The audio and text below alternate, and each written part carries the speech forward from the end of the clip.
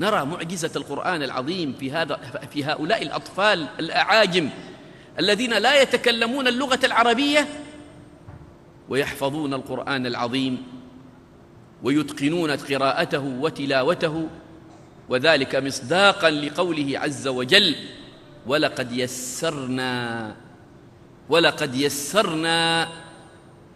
يسرنا القرآن للذكر فهل من مدكر. أتذكر هنا أيضا الطفل محمد أيوب. سألنا والده: لماذا سميته محمد أيوب؟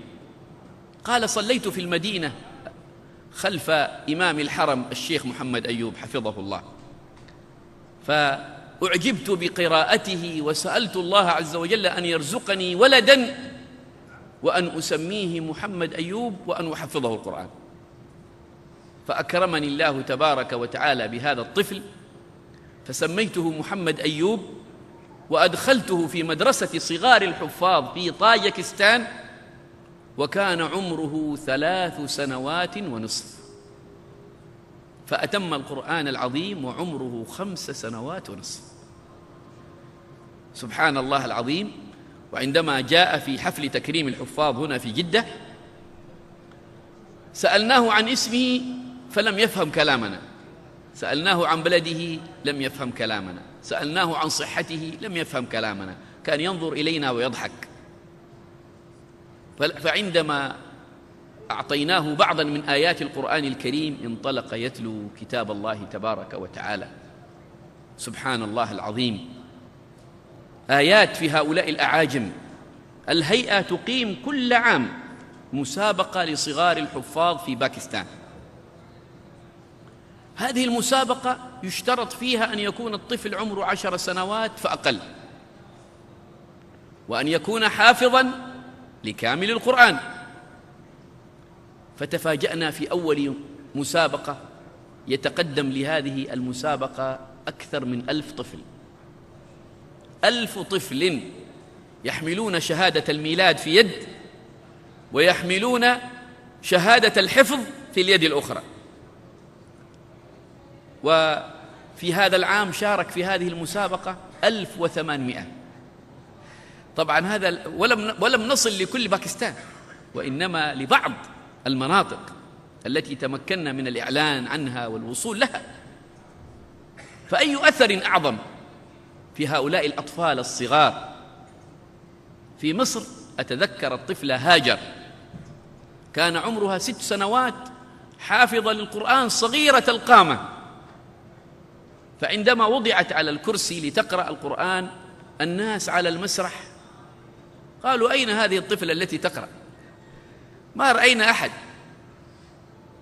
فوضعناها فوق الطاولة حتى يراها الناس ويروا قدرة الله تبارك وتعالى وعظمة الله تبارك وتعالى في هؤلاء الأطفال. 6 سنوات تحفظ القرآن كله. وأتذكر أيضا الطفل أحمد مشحوت في مصر أيضا، والذي يحفظ القرآن الكريم برقم الآية، وهذا موجود في الأمة كثير، في كثير من بلاد المسلمين رأينا مثل هذا.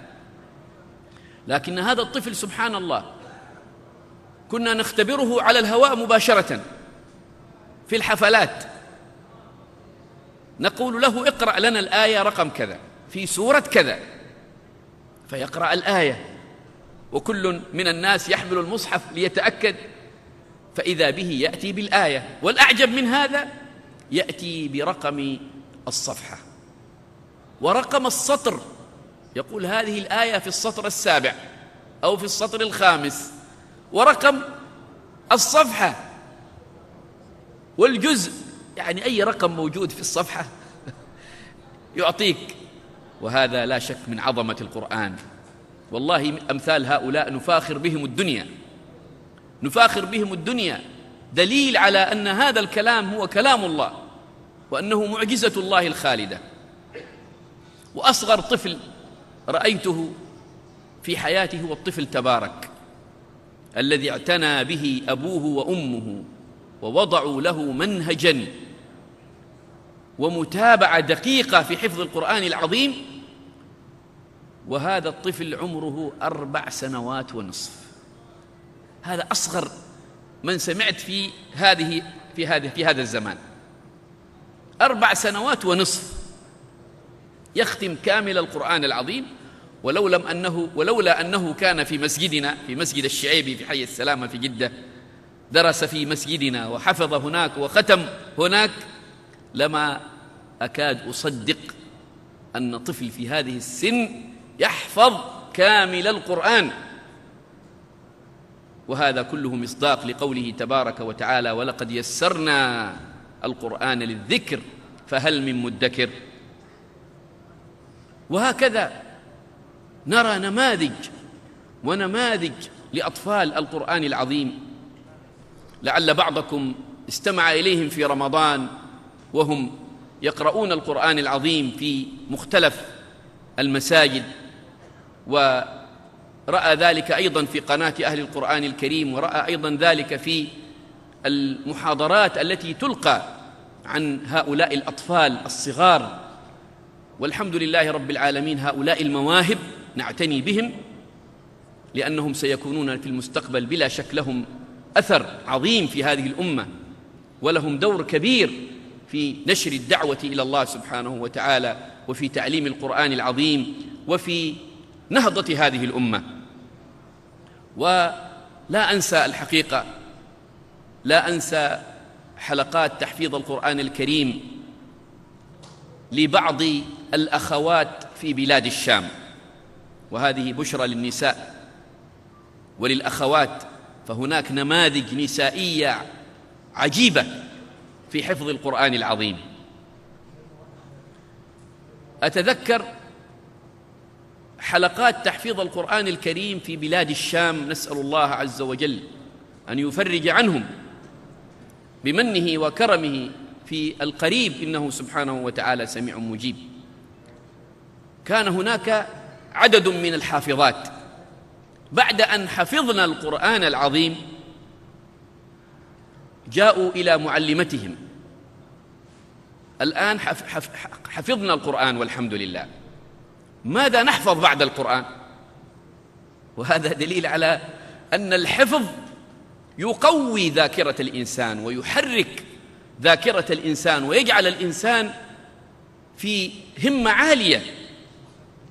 فاقترحت عليهم معلمتهم أن يحفظن رياض الصالحين، وهو من أعظم كتب الحديث وأكثرها انتشاراً للإمام النووي رحمه الله.